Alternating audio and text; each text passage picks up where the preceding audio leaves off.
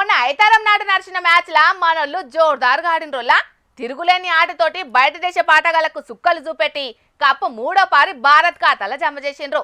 అంతా మంచిగానే ఉన్నది కానీ దునియాతోని కొట్లాడి గెలిచిన కప్పును మన కప్పజెప్పరంటేనే జర్రంతా కలుకుమన్నదుల్లా. డమ్మీ కప్పును గెలిచిన వాళ్ళకిచ్చి అసలు కప్పును పోటీలు పెట్టిన వాళ్ళతో అన్నే ఉంచుకుంటారట. ఈ ముచ్చట తెలవంగానే పానమంతా ఎట్లనో అనిపించింది. కానీ గీది చూసినాక జర్రంతా మనసు నిమ్మలమైందోల్లా.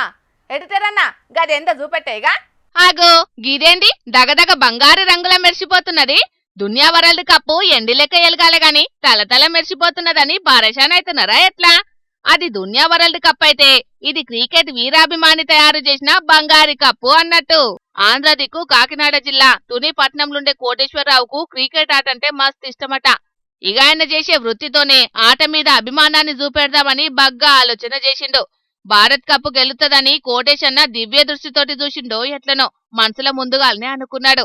250 మిల్లీగ్రాముల మేలిమి బంగారంతోని గోరంత కప్పును తయారు చేసిండు.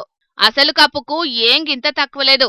దుర్బినీల చూస్తే ఇదే అసలు కప్పు అనేటట్టున్నది. కోటేశన్న ఈ గోరంత కప్పును తయారు చేసేటందుకు 4 రోజులు కొండంత కష్టం పడ్డాడు. మనసులు అనుకున్నది చేసి దునియా కండ్ల ముంగట పెట్టిండు.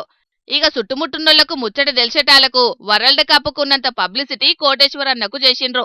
సర్కార్లు సాయం చేస్తే ఇసొంటి ఇంకా శానా చేస్తానని మైక్రో ఆర్ట్ను వరల్డ్ కప్ అంతా ఫేమస్ చేస్తానంటున్నాడు.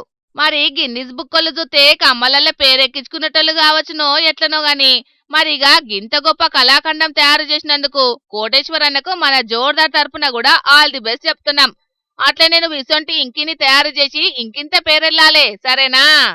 చిన్నప్పటి నుంచి క్రికెట్ అంటే చాలా ఇష్టం నాకు.